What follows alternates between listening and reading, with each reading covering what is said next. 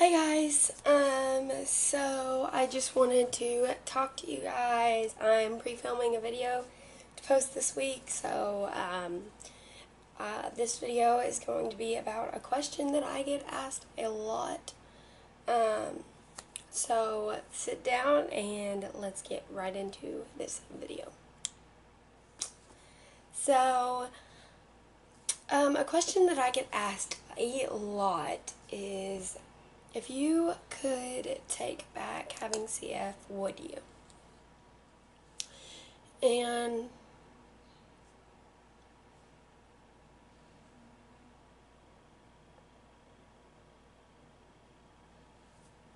sorry, I had to fix my lipstick. No, I would not take back having CF. Just because it has taught me so many things and it's made me the person that I am today. I would not be the same person without having CF. I can't imagine what my life would have been like without it. A lot different. A lot different. I just can't imagine, like not having CF, because that's all I've known my whole life is CF. So I can't imagine a life without it. It's, like I said, it's made me the person that I am. I have a lot more sympathy for people.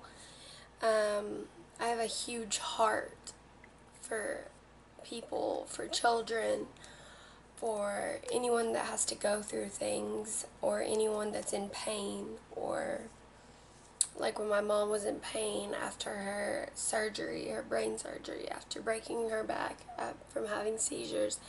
I get really hurt, and it hurts me because I've been through that pain and I know that pain, and I don't like to see anyone else be in pain. Like I said, it gives me so much sympathy for people.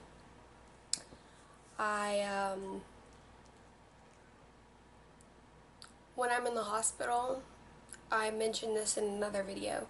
When I'm in the hospital and I hear like another kid crying or getting held down for a procedure, it just brings me back to when I was younger and when I had to be held down for procedures, and it really gets to me. It will put me in a place of like panic for a second, and then I'll be like, well, it's not happening to me, but it's happening to someone else, and that hurts me that they're going through that. I'm like, it hurts me.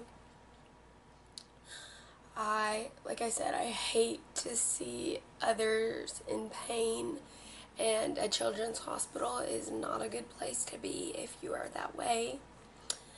But I do want to be a nurse, I either want to be a nurse, or I either want to go into beauty, hair, and makeup. I love makeup, obviously. I do makeup a lot, as you can tell. I got makeup on right now. I love makeup. I watch a lot of YouTube videos of makeup. So, like I said, I either want to go into makeup or I either want to be a nurse. And I just know that if I was a nurse, it would be very hard. Not just because, like, I have cystic fibrosis and I have bad health and I would be missing a lot, but also because being a nurse, I would be exposed to so many more bugs and so many germs, and I couldn't be getting sick like that. Like, that would be dangerous on my life to be a nurse. But then again, that's been my dream since I was little, since I looked up to my nurses, since I was 5 years old, which was the first time I ever went in the hospital. And I looked up to my nurses ever since then. Like, I've always looked up to them. They are amazing, amazing people, and they have sympathy for the kids that they are taking care of, and I love them to death. They've all told me that nursing school is hard.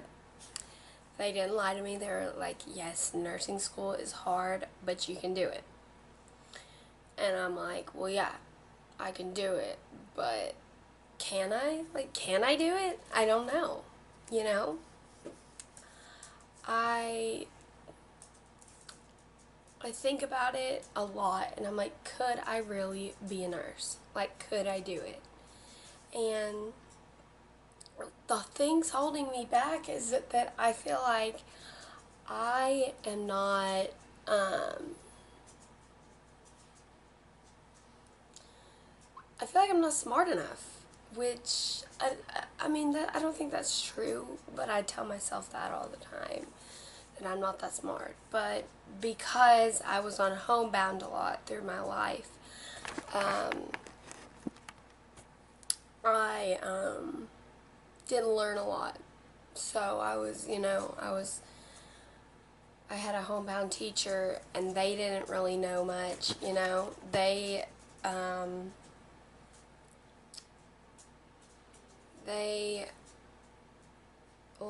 They, they were great. They were so sweet. I love my homebound teachers. But they weren't like educated in the math that I needed to know and the other things that I needed to know, which I feel like they should make like homebound teachers, in high school. They should make high school homebound teachers, because some of my homebound teachers, they could be, like they could teach elementary, but I am probably right now at like a 7th grade level in math, in social studies, which I don't care about social studies. I don't think it's like important in my opinion. I don't think social studies is important at all. That may just be me. But if that's what you want to learn about in your life, then yeah, that's fine. But that has nothing to do with what I want to do with my life. So I just feel like social studies was a waste of my time. So I didn't really, care about it at all. But I do want to be a nurse, and it may be hard. Marty, hop up. Come here. I'll let him out. I'm sorry, I gotta let him out.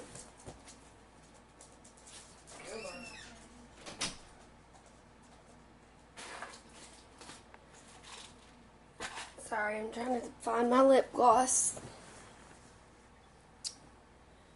I have no idea where it went.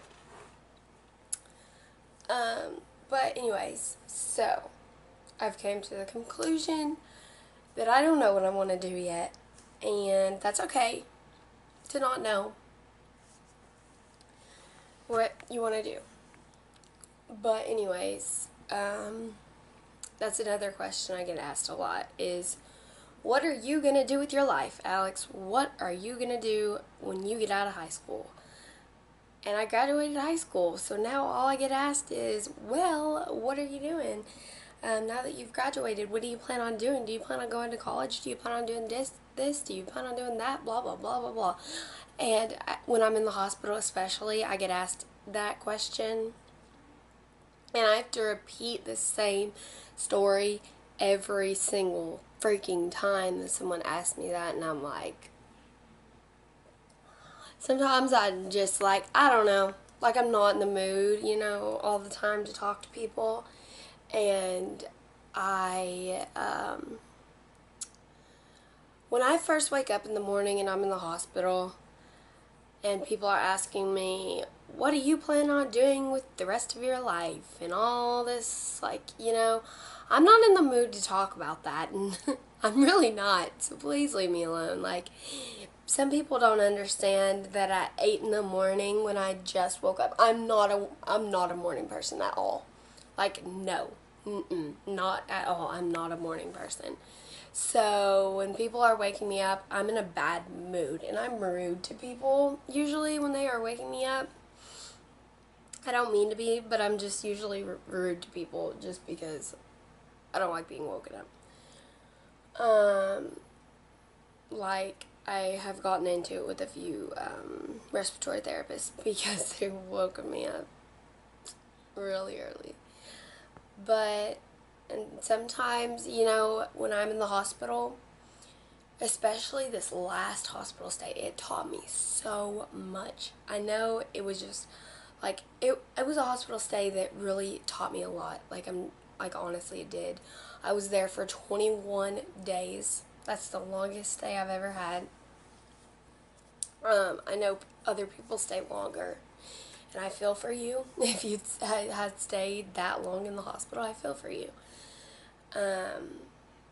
But I was going crazy. I was at my breaking point. The last few days, I was literally at my breaking point. My mind was playing with me. I was like, I can't handle this. I was locked in a room. Well, not locked in a room. I wasn't able to leave, but it was still you are in jail. Basically that's what it is. They're like, you can't leave at all. So you're stuck there. You can go outside for a few minutes, but that's it. So I was at my breaking point and people were testing me, and I broke down and I just cried and cried because I was just over it. I was so over it. And then when they changed changed my port needle for the first time, I was terrified. That was the biggest, that was the most fear that I felt in a long, long, long time. And it was just because I had never had a port before, and I was already in a lot of pain. And my nurse was like, well, we need to change it because we need to figure out what's wrong with it, because she didn't know, we didn't know why I was hurting so bad to where I was crying all the time. It was hurting so bad. So finally they changed it, and yes, I freaked out. I did freak out. I was terrified.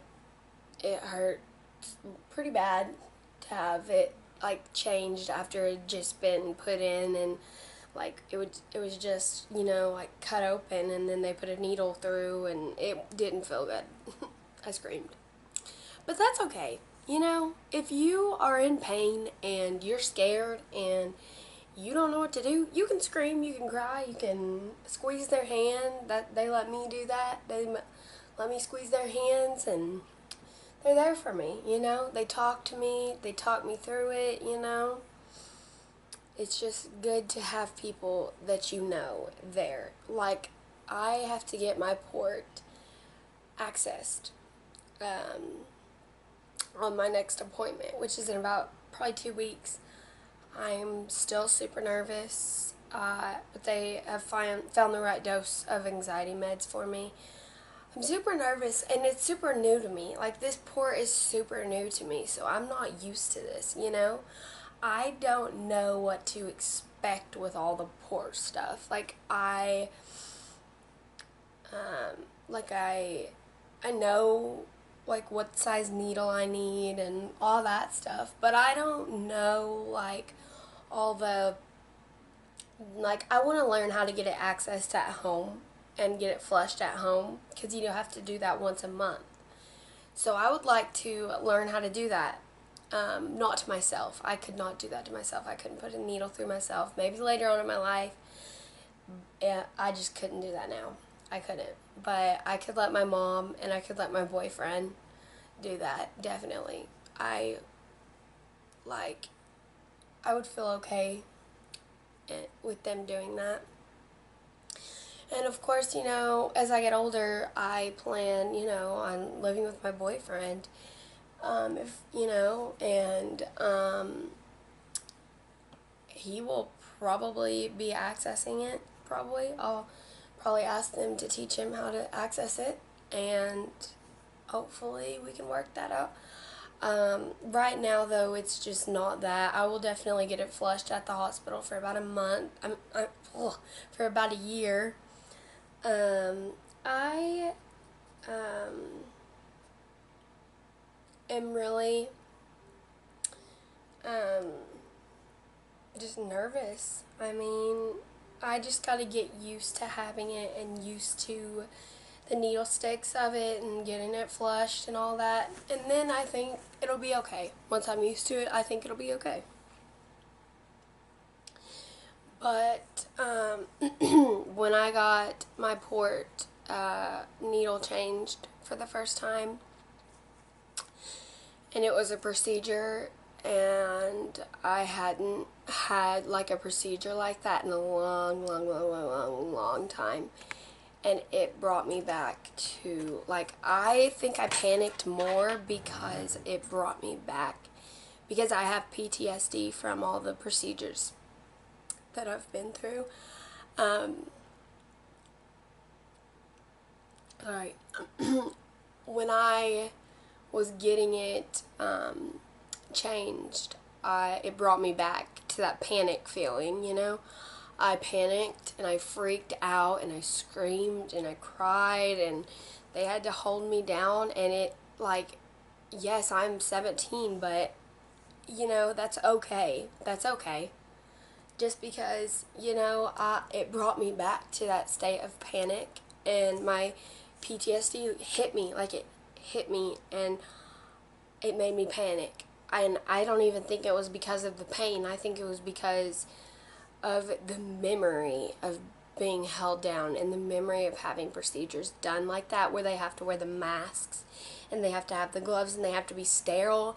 And it's like, I think that is what gets me. It scares me more when, like, they have to be sterile. It's serious. Like, it's really serious. And because, of course, like the port, it goes into my heart, so it's definitely serious. So, all those procedures, everything, all of that has made me the person that I am.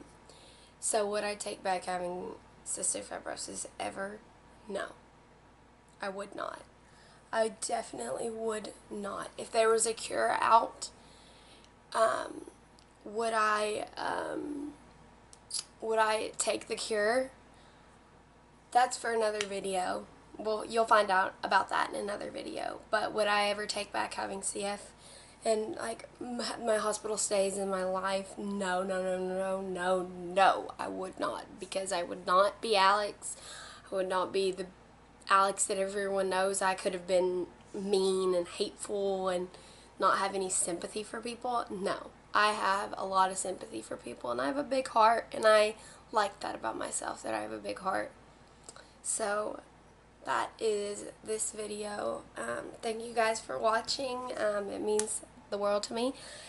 Hit that subscribe button if you haven't already, and hit that like button. Give this video a thumbs up. Thank you so much for watching.